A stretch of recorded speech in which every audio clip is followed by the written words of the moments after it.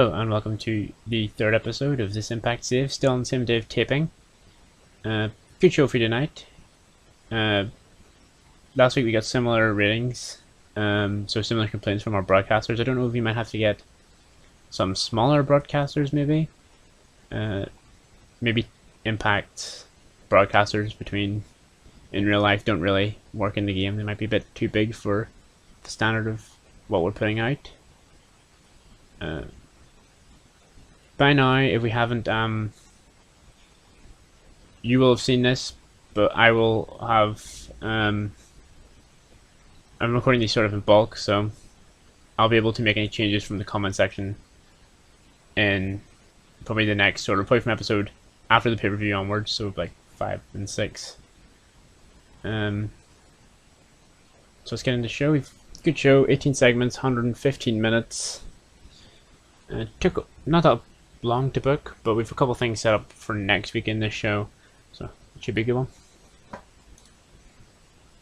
So we're in the show similar way again with Eddie Edwards, Eric Young, Chris Bay, Willie Mack, EC3 and Moose all being hyped up by our commentators, Josh Matthews and Don Callis.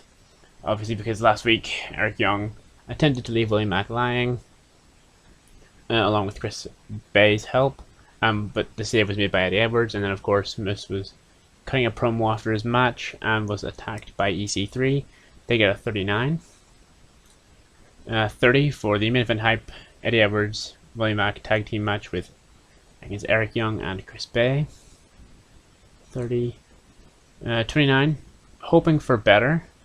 Probably just the standard opponent we put them in with, but in a decent match the Motor City Machine Guns defeat Triple XL when Shelley pins Larry D with an underarm snap STO. Larry D was the weak link, struggling to keep up with everybody else. Not great.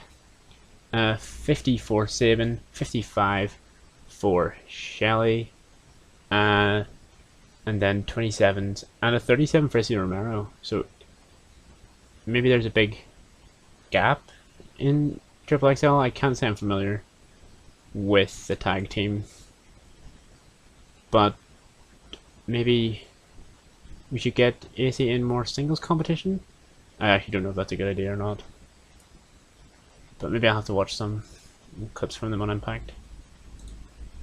After the match, the Motor City Machine Guns are interrupted by the North. They go back and forth in promos, and essentially next week we are going to have Ethan Page versus Alex Shelley in a singles competition.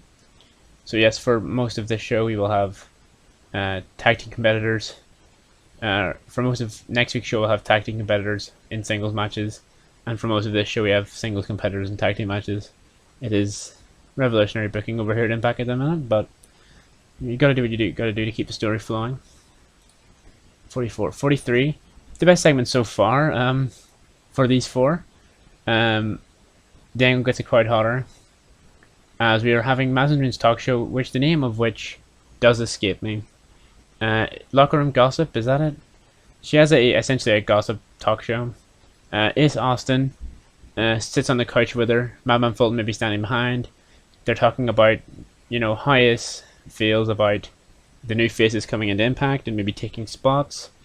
Then a bit into the interview, Anderson and Gallows interrupt. They throw some zingers back and forth. Anderson then challenges Ace Austin to a singles match next week, with if Anderson and Gallows, or if Anderson wins, Anderson and Gallows will get a tag team match at Emergence against Fulton and Austin, which Austin of course accepts. 25, not great, not what I was hoping for from our women. But in a bout that had a decent reaction from the crowd, subpar wrestling, Kiera Hogan and Deonna Purrazzo defeats Jordynne Grace and Kelly Ray in 11:35 when Jordynne Grace is pinned by Deonna Purrazzo. Kelly Ray got a 31. Kiera Hogan got a 29. Deonna Purrazzo a 41 and Jordynne Grace a 42. So Jordynne Grace was actually the best female competitor in this match. Also, the general end to the match, the way that I visualize it is, I don't know how to put this in the game, but Jenna Prazo has Jordan Grace pinned. Kelly Ray doesn't quite make the breakup of the pinfall, because as you'll see after this, we have a bit of frustration between Jordan Grace and Kelly Ray back in the middle of the ring, as Grace seems to, push Kelly's hand away, sort of in a, and sort of seems to blame her for their loss this evening. 36, better than the match. Hopefully warming up this feud a bit going into Emergence. 29 for a Brian Myers hype promo. We're just trying to get Brian Myers maybe on TV a bit. We don't have anything for him this month, but we'll maybe try and get him a feud next month. Bad match. Maybe I should have just given it longer. Brought the crowd down. Not the intention, as Trey defeats Johnny Bravo, who we don't have much for. He was a road agent, but for like 3 there we go again, for 3 explosions straight, he was coming up like as a negative impact on all of the stuff that he was road agenting for. So he's just a, I guess, personality / wrestler at the minute, as he loses to Trey, and I think that is Trey's best performance so far, I believe. Oh no, he actually had a 45 last time he was on TV, and Bravo got a 24. So about what we maybe want from jobbers anyway, but a very bad match. Hopefully the segment after this is better. Yeah, we have Trey sort of just picking up the mic after his match and saying he just wants to keep the momentum going. He's gotten into a real good place in Impact at the minute, and he wants to try and keep pushing and hopefully maybe get back into title contention. After this, we have a Rob Van Dam match. 8 minutes, defeats Petey Williams. Good heat, decent wrestling. Wins with a Van Daminator, 38. Van Dam got a 56, and Petey Williams got a 44. Van Dam and Forbes are a good pairing. This is Petey Williams' best match so far, and possibly, no, not RVD's. Last week he got a 59.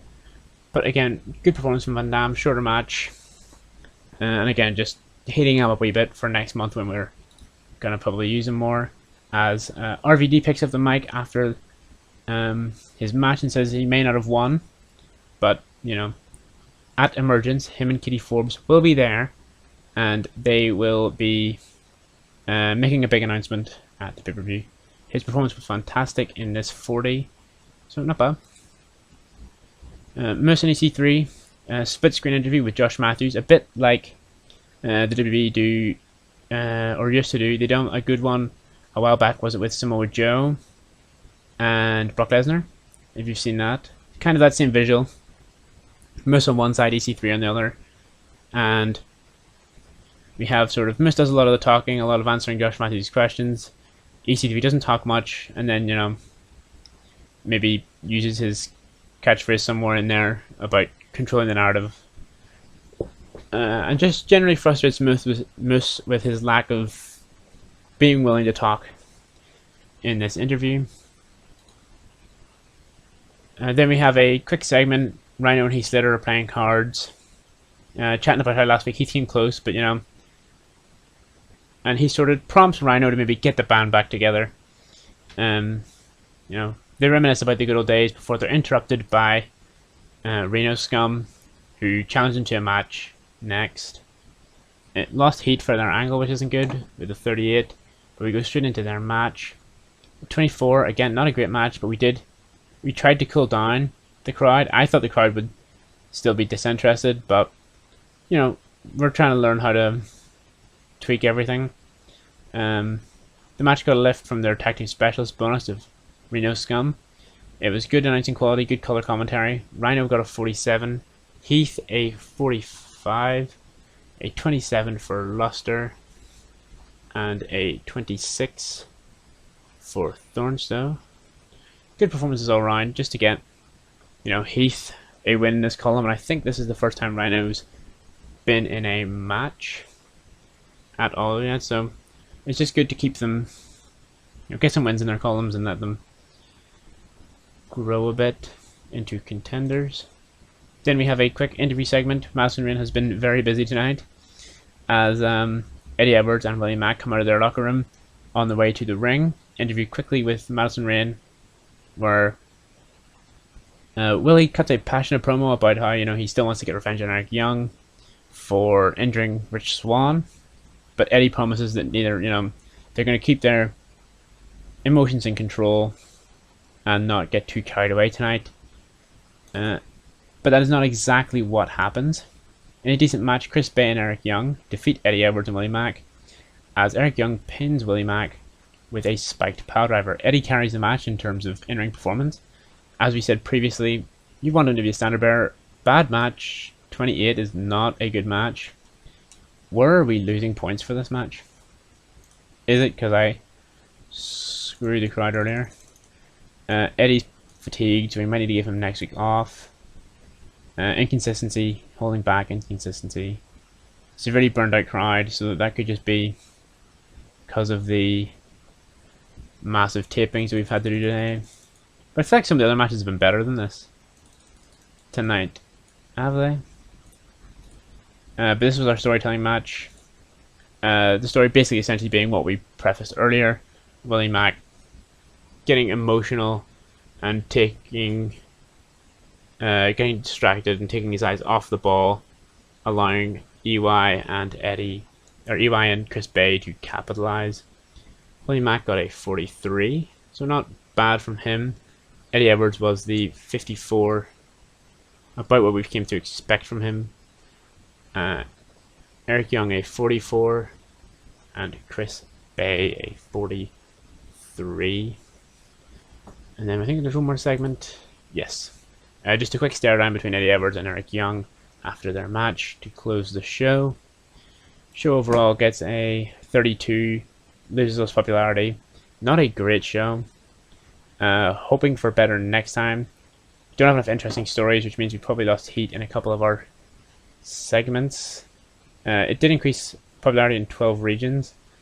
See, where should we maybe have had RVD main event, maybe? There just weren't very many good matches on the card this week. Hopefully next week, when we have Ace Austin against Carl Anderson and Alex Shelley against Ethan Page, those matches should pull a bit better for us. Some good segments this week.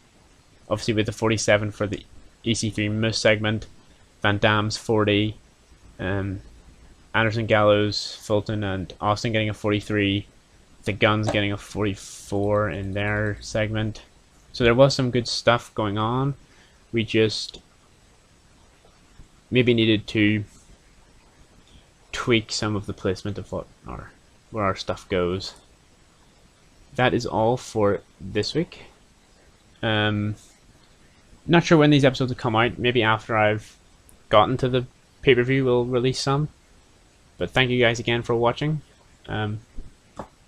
Like, comment and subscribe. Thanks.